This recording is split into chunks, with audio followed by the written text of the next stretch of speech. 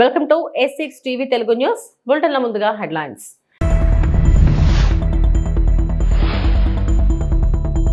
ద్వైపాక్షిక సంబంధాల్లో మెరుగుదల, చైనాలో జైశంకర్.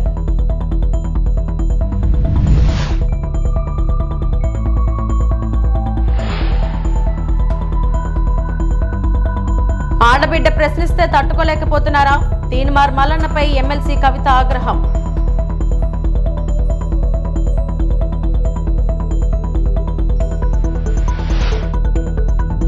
రాబోయే రోజుల్లో మరో మహమ్మారి, ప్రజలంతా జాగ్రత్త వహించాలి. మాతంగి స్వర్ణలత.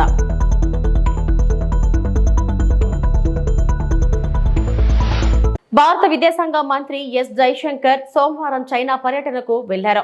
బీజింగ్ లో చైనా ఉపాధ్యక్షుడు హాన్ జెంగ్ తో సమావేశమై ద్వైపాక్షిక సంబంధాల మెరుగుదలపై చర్చించారు. షాంఘై సహకార సంస్థ అధ్యక్ష పదవికి చైనాకు భారత మద్దతును ఆయన తెలియజేశారు. మీడియాతో మాట్లాడుతూ బీజింగ్ ఉపాధ్యక్షుడు హాన్ జెంగ్ కలవడం సంతోషంగా ఉందని తెలిపారు. ఈ చర్చల సానుకూల ఫలితాలను ఇస్తాయని విశ్వాసం వ్యక్తం చేశారు.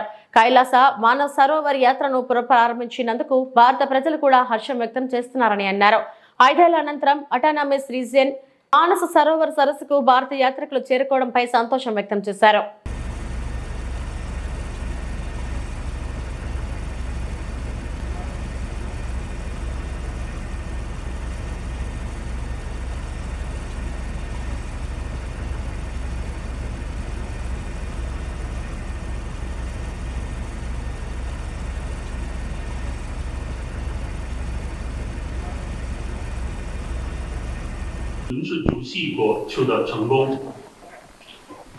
Excellency, our bilateral relationship, as you have noted, has been steadily improving since the meeting of Prime Minister Modi and President Xi Jinping in Kazan last October.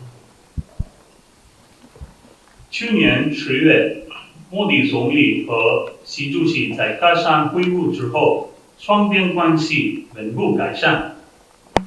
I'm confident that my discussions on this visit will maintain that positive trajectory.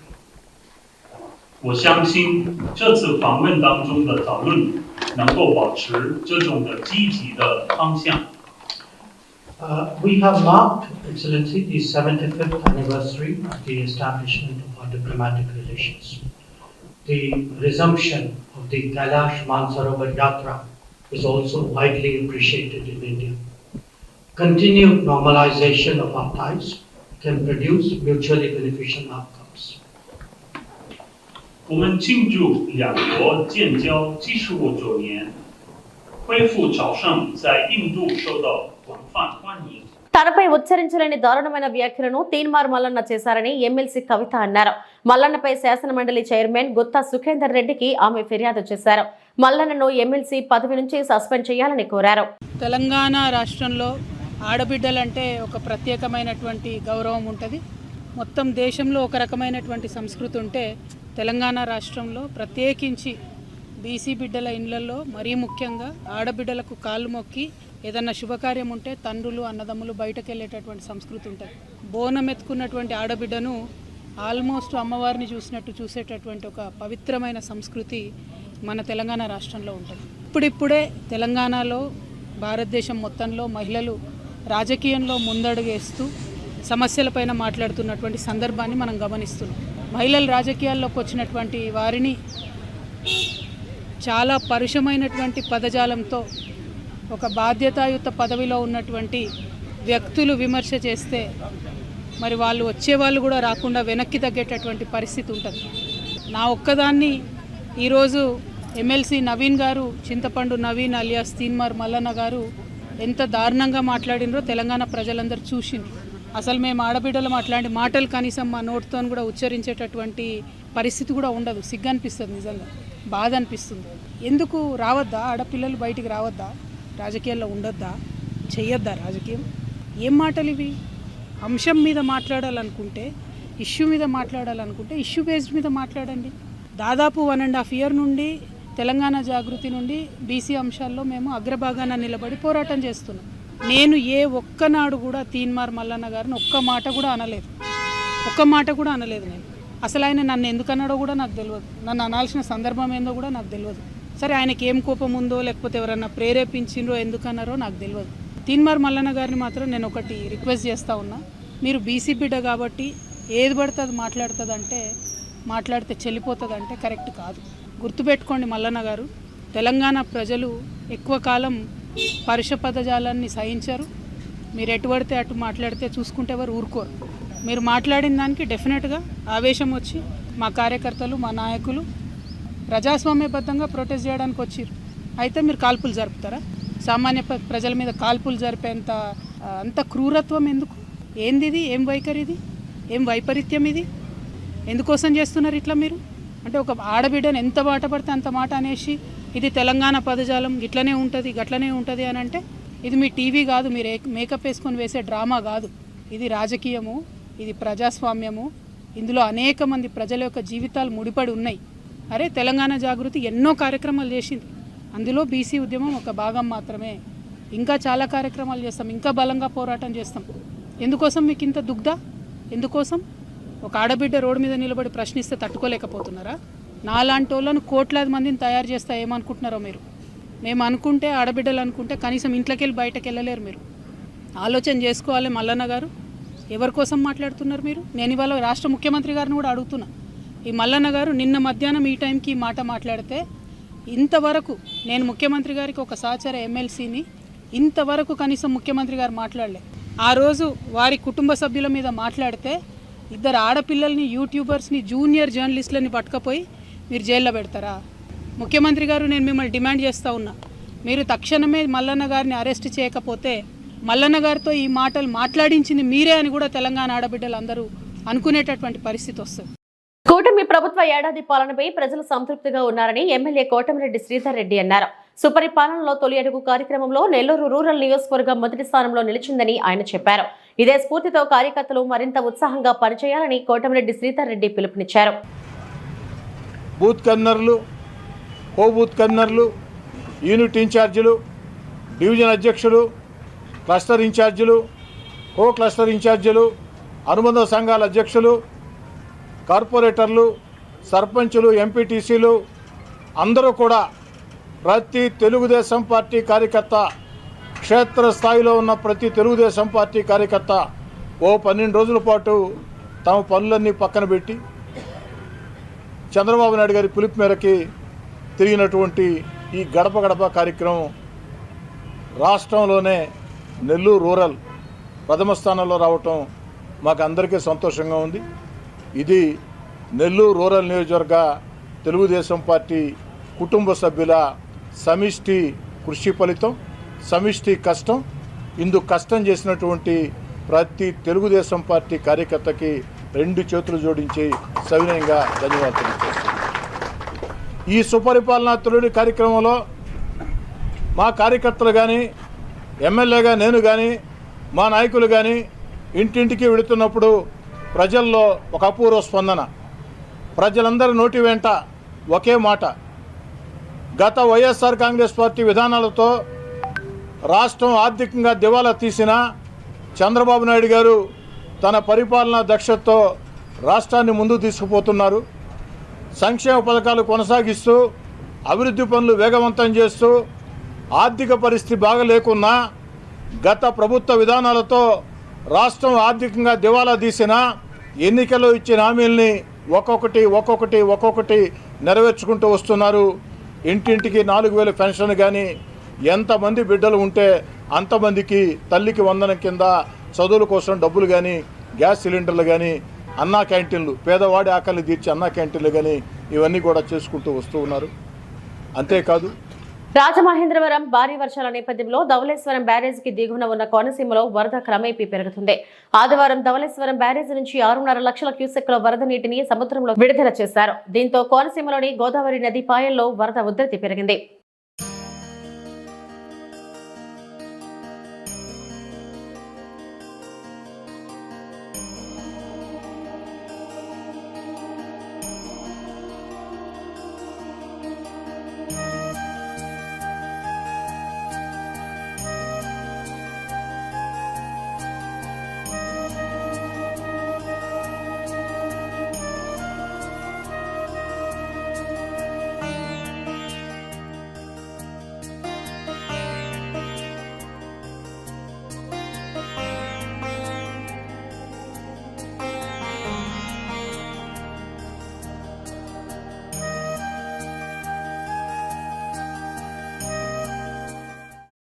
ఏపీలో కేవలం red book పాలన మాత్రమే సాగుతుందన్నారు మాజీ మంత్రి పేర్ని నాని. వైఎస్ఆర్సీపీ నేతలు కార్యకర్తలపై తప్పుడు కేసులు నమోదు చేసి అరెస్టు చేస్తే అలా చేసిన వారిని న్యాయస్థానంలో నిలబెడతామని హెచ్చరించారు. ఎవరైతే కేసు పెట్టిన అక్కాయి సంగతి చెప్పాలంటే ఆ అక్కాయి ఇక్కడ నుంచి లోకేష్ గారి డైరెక్షన్తో ఆవిడ ఎంత గొప్పగా నటించేస్తుందంటే కొడాలి నాని గారి ఫ్లెక్సులు ఎక్కి బరాబరా ఎక్కి మనం ఎక్కగలమా లేదా మనం చెంపొచ్చా చెంపకూడదా అనేది కూడా ఏమాత్రం కూడా లేకుండా ఆ బ్యానర్ కొడాలి నాని గారి బ్యానర్లు లాగి చించే కార్యక్రమంలో ఆవిడకి మేకేదో తెగిందో లేకపోతే చెక్క తెగిందో వెంటనే కట్టుకుంది. వీటన్నిటికీ విజువల్స్ ఉన్నాయి. ఆవిడ బ్యానర్ ఎక్కి ఎగబాకి బ్యానర్ మీదకి ఎగబాకి ఎక్కి అవి కోసేస్తున్నప్పుడు అవి పీకేస్తున్నప్పుడు ఆ పీకిన తర్వాత ఆ క్రమంలో దెబ్బ తగలటం దానికి కట్టుకోవటం అన్నీ ఆఖరికి తెలుగుదేశం ఛానల్స్తో కూడా రికార్డ్ అయ్యి ఉంది. రికార్డ్ అయ్యి ఉన్న దాన్ని వాళ్ళ కారు వెనక సీట్లో కూర్చుని కారు గుద్దాడని చెప్పని కేసు కడతాం అంటే ఇంతకన్నా దగాకోరు ప్రభుత్వం, దివాలాకోరు ప్రభుత్వం, తప్పుడు కేసుల ప్రభుత్వం, సైకో ప్రభుత్వం ఎక్కడ ఉందా నన్ను ఇప్పటి వరకు చరిత్రలో ఎక్కడా లేదు. ఖచ్చితంగా ఈ సాక్ష్యాలు ఆధారాలతో సహా మా దగ్గర ఉన్నటువంటి విజువల్స్ సాక్ష్యాల ఆధారాలు అన్నింటినీ కలిపి అవసరమైతే సుప్రీంకోర్టు దాకా పోలీసులు ఎవరైతే ఈ తప్పుడు కేసును నమోదు చేసి చర్యలు చేపట్టండి. ఖచ్చితంగా మిమ్మల్ని కోర్టుకి ఏడ్చకపోతే ఈ ప్రభుత్వాన్ని ఎవరైతే ఈ తప్పుడు కేసులో కనుక రాము మీద కేసు నమోదు చేసి అరెస్ట్ చేస్తే కనుక మేము వెయిట్ చేస్తాం. మీరు చేయండి. ఖచ్చితంగా న్యాయస్థానాల్లో మిమ్మల్ని నిలబెడతాం అనేది కూడా ఖాయం. మా దగ్గర అన్ని సాక్ష్యాల ఆధారాలు ఉన్నాయి. సికింద్రాబాద్ ఉజ్జయిని మహంకాళి బోనాల ఉత్సవాల్లో ప్రధాన ఘట్టమైన రంగం కార్యక్రమం ఘనంగా జరిగింది. మాతంగి స్వర్ణలత భవిష్యవాణి వినిపించారు. తెలంగాణను దేశాన్ని కాపాడే భారం తనదని చెప్పారు. రాబోయే రోజుల్లో మహమ్మారి వెంటాడుతుందని, అగ్ని ప్రమాదాలు కూడా సంభవిస్తాయని భవిష్యవాణిలో పేర్కొన్నారు. జాగ్రత్తగా ఉండాలని భక్తులను హెచ్చరించారు. ఈ ఏడాది వర్షాలు తప్పకుండా కురుస్తాయని, పాడి పంటలు సమృద్ధిగా పండుతాయన్నారు. ఈసారి చాలా సంతోషంగా పూజలు చేశారని, మీ అందరి సంతోషంగా సమానంగా చూస్తానంటూ పేర్కొన్నారు. కాలం తీరితే ఎవరు ఏది అనుభవించాలో అది అనుభవిస్తారని, నేను అడ్డురాను అంటూ స్వర్ణలత భవిష్యవాణి వినిపించారు. పరిణామాలకి నా ఉద్దేశం నీ యొక్క పాత్ర కూడా కొద్దిగా ఉన్నదేమో. ఎందువల్లంటే పుట్టించేది, జీవించేది, మరణించేది అన్నిటికీ కారణమైనటువంటి నువ్వు నీ ఆశీర్వాద బలం మా పైన తక్కువయ్యి మాలో ఈ విధమైనటువంటి మరణాలు సంభవిస్తున్నాయి. ఇవి జరగకుండా నువ్వు మళ్ళా ఉత్తరోత్తర ఈ విధమైనటువంటి ప్రమాదాలు జరగకుండా కాపాడాలని ఆశీర్వదించాలని వేడుకుంటున్నాం. నాది మాత్రం కొద్దిగా ఉంటుందని అనుకుంటున్నారు, కానీ తప్పకుండా ఉంటుంది బాల. కానీ కాలం తీరిందంటే తప్పనిసరిగా ఎవరేది అనుభవించాలో అది తప్పనిసరిగా అనుభవిస్తారు బాలకు. నేను మాత్రం దానికి అడ్డురాను బాలకు. నా అయ్య చెప్పిందైనా కానీ తప్పనిసరిగా పాటించాలి అని. కానీ మీరు కూడా నాకు సంతోషపెట్టడమేగా సక్రమంగా పూజలు జరిపించండి. కొద్దిగైనా నాకు రక్తం చూపించండి.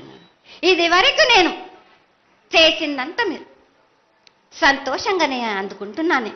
కానీ మీరు ఏడేడు మీరు వాగ్దానం తీసుకుంటారు కానీ మీకే సరిపోతున్నాయి కదా. అట్లా ఏం లేదు తల్లి. నా రూపాయలు కూడా మీరు అడ్డుపడుతున్నారు మీరు. కానీ ఇది వరకు నేను శాంతంతో నిన్ను కడుపులో పెట్టి కాపాడుతున్నాను. ఈ ఏడు జరిపించలేకపోతే నేను మాత్రం ఎవరెవరు అడ్డుపడుతారో వారికి నేను రక్తం గక్కేలా నేను చేస్తాను. కానీ మళ్ళీ నన్ను నిందించద్దు. నాకు లేదు లేదు తల్లి, ఏనాటికి జరగని కొలది నీ ఆశీర్వాద బలమే లేకపోతే నేనెంతటి. దేశంలోనే ప్రతిష్టాత్మక విద్యా సంస్థలకు వేదిక అవుతున్న ఆంధ్రప్రదేశ్ రాజధాని అమరావతిలో Birla institute of technology and sciences ఏర్పాటు చేస్తున్నట్లు ప్రకటించిన కుమార్ మంగళం బిర్లా 2000 కోట్ల పెట్టుబడితో డిజిటల్ ఫస్ట్ ఆపరేషన్స్ తో AI, IoT ఇంటిగ్రేట్ చేసి క్యాంపస్ నిర్మిస్తున్నట్టు చెప్పారు. 7000 మంది విద్యార్థులు చదువుకునే విధంగా క్యాంపస్ నిర్మిస్తున్నారు. This campus will be a hub for innovation and interdisciplinary learning, focused on AI, emerging technologies, and industry collaboration. It will bridge academic excellence with real-world application, nurturing leaders, entrepreneurs, and problem solvers. We want our young minds, the brightest minds from the country, to have all the knowledge they can possibly get in the classroom on all the dominant technologies of our time. With global partnerships, cutting-edge programs, and a dynamic learning environment, it aims to shape the next generation of talent for India and for the world. So, for example, just to give you some instances, undergrad programs, regular and twinning programs. Twinning programs would mean 2 years in Amravati and 2 years in a university overseas with specialization in, like I said, the dominant technologies of today: AI, data science, ML, robotics, computational linguistics, and LLMs, cyber physical systems with AI. And all of this comes with industry internships, cross-disciplinary electives, and dual degree options. Also, for example, joint PhDs with international universities in areas like generative AI, smart cities, and AI for healthcare. 2-year degree program programs including MTech in AI, ML, MSc in AI-driven innovation, so on and so forth. So basically, that campus will cater to, or rather focus on, all the dominant technologies that all of us know about today.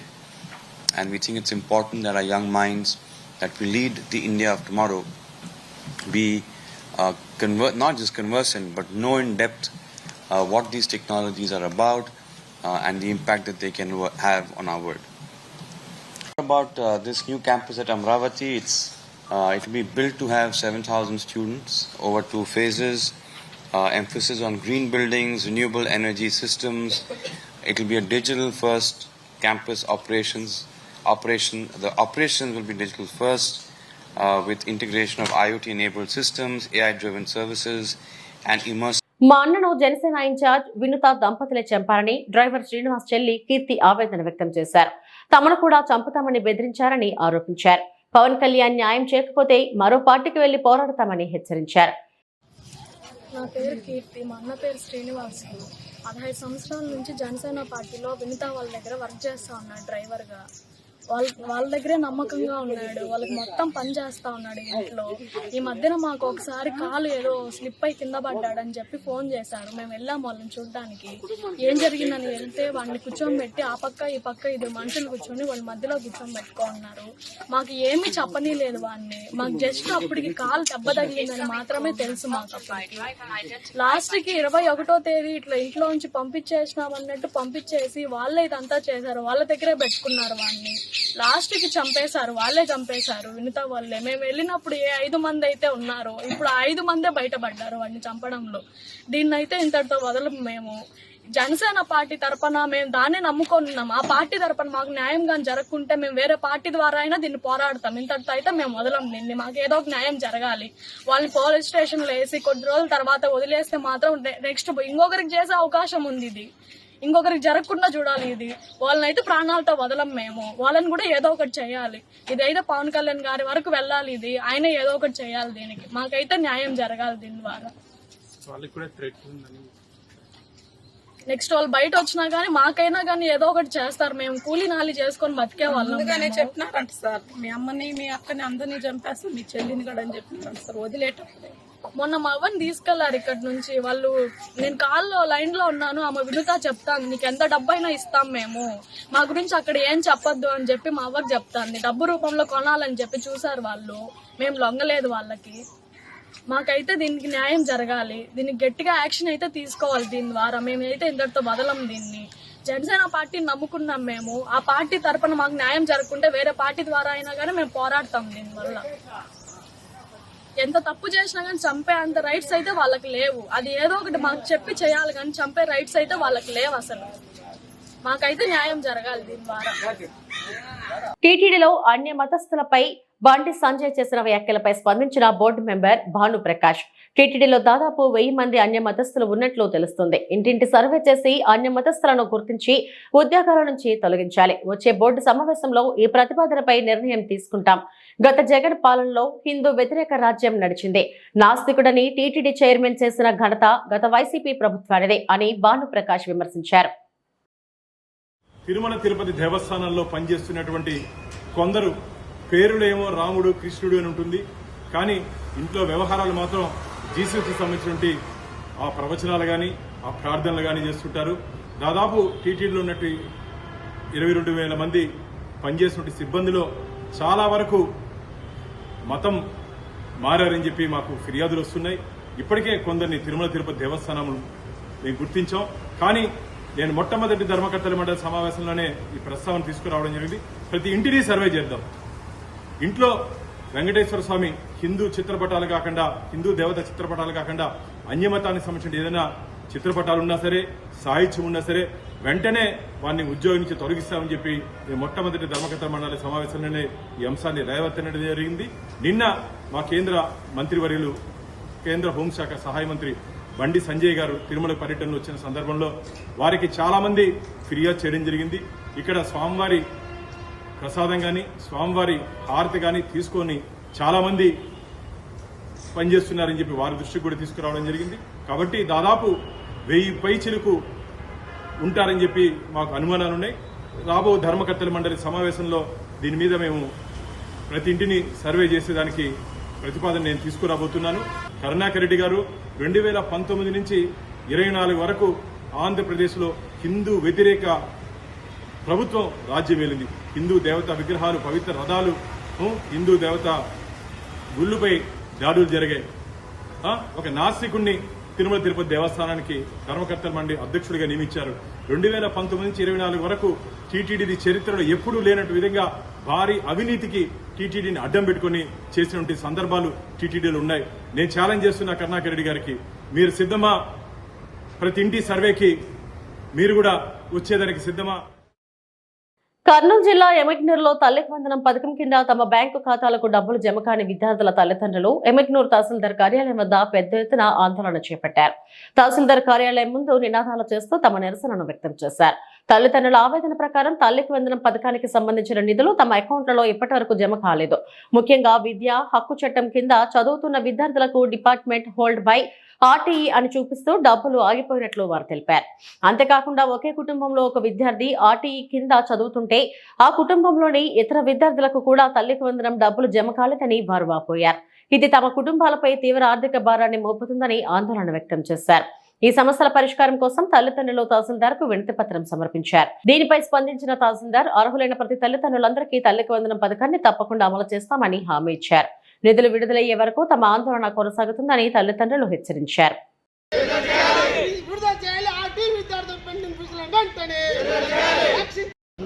తల్లికి వందనం పేరుతో budget release చేసినట్లు ఉంది sir. మా పోయిన వారం వరకు అయితే అండర్ ప్రాసెస్ కింద చూపించింది సార్. గత 4 రోజుల నుండి ఆర్టీఈ హోల్డ్ అని పెట్టింది సార్.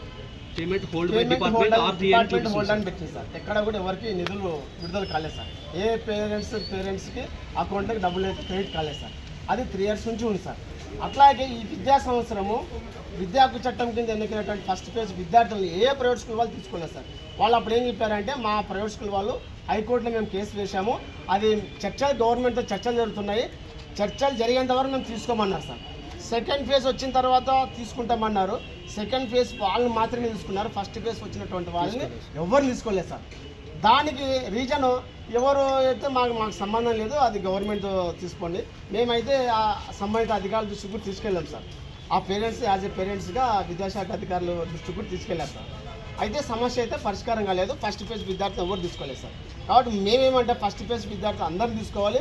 అదేవిధంగా ఈ యొక్క హోల్డ్లో పెట్టినటువంటి పేమెంట్ హోల్డ్లో పెట్టినటువంటి నిధులను ఆ పేరెంట్స్ మదర్స్కి వెంటనే ఇమీడియట్లీగా విడుదల చేయాలని చెప్పేసి ఈ సందర్భంగా మీకు తెలియజేస్తున్నాం సార్. దానికి సంబంధించేసరిగా ఈ విధంగా ఉన్నది సార్. పేరు application status application eligible sir. Remarks payment hold by department ఆర్టీ ఉంది సార్. ఇంకో విషయం సార్, స్టూడెంట్ ఒక కుటుంబంలో ఆర్టీ కింద ఒకరే ఉంటారు సార్. మిగతా విద్యార్థులు జనరల్ ముగ్గురు పిల్లలు ఉన్నారు. గుడిచెపాడి స్కూల్లో చదువుతున్నారు. సో నా పిల్లలు వచ్చేసి కియాను ఒక అబ్బాయి ఉంటే ఆర్టీఏ కింద, రిమైనింగ్ 2 పిల్లలు కూడా ఆర్టీఏ కింద చూపిస్తున్నారు. ఈ పరిష్కారం చేయాలని కోరుతున్నాను సార్. ఈరోజు ఆర్టీఈ విద్యార్థులకు సంబంధించినటువంటి పెండింగ్ ఫీజులు ప్రభుత్వం విడుదల చేయలేదు. గత 3 సంవత్సరాలైంది. ఇప్పటికి కూడా పెండింగ్ ఫీజులు విడుదల చేయకుండా హోల్డ్లో పెట్టారు. మొన్నటిదాకా ప్రాసెసింగ్ అని పెట్టారు. తీరా ఈ రోజుకి వచ్చేపాటికి పెండింగ్లో చూపెడుతున్నారు. ఈ పెండింగ్లో ఫీజులు పెట్టడం వల్ల ప్రైవేట్ స్కూల్ యాజమాన్యాలు ఏంటో, ప్రైవేట్ స్కూల్ వాళ్ళేమో మాకు ఫీజులు కట్టాలని మా విద్యార్థులపైన తీవ్రమైన ఒత్తిడి తెస్తున్నాయి. ఇవి ఇప్పటివరకు నా బులెటిన్ అప్డేట్స్. నమస్తే.